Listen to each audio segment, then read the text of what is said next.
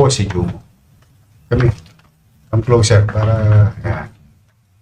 Ito po, pakita mo ulit yung video.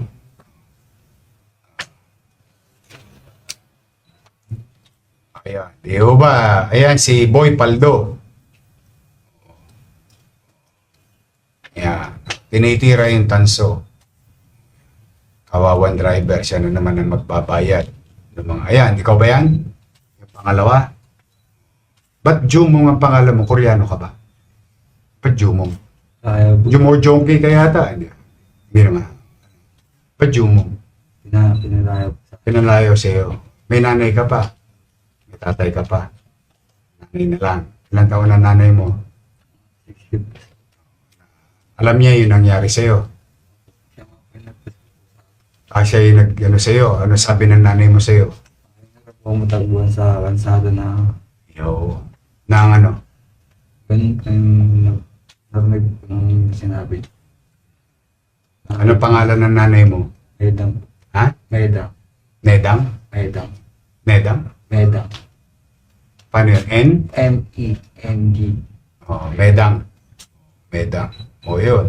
Sa magulang nito, tama po yung pinayo ninyo.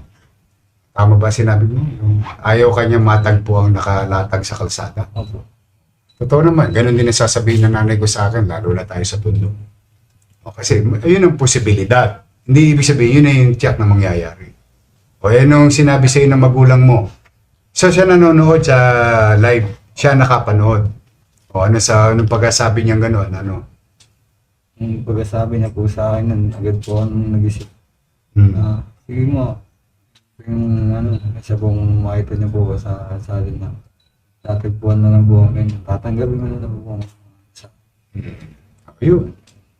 Ito po, sumuko. Alam niyo, ang kabutihan ng sitwasyon na to, para lang magkaliwanagan tayo. Katulad niyan, ito, sumuko. Good for him. Masaya ako para sa nanay niya kasi siyempre pare-pareho naman tayong magulang. Na yung nanay niya magkakaroon ng kapanatagan. Ngayon, dahil kay kusang sumuko, hindi na napagastos ang gobyerno sa iyo. Di ba? Tsaka, ulitin mo ba? Magkano kinita mo sa tanso? 90 pesos. Overin mo, 90 pesos. Sa 90 pesos, na pinaghari mo na nila, yung epekto nun sa driver ng truck, yung pahinante ng truck,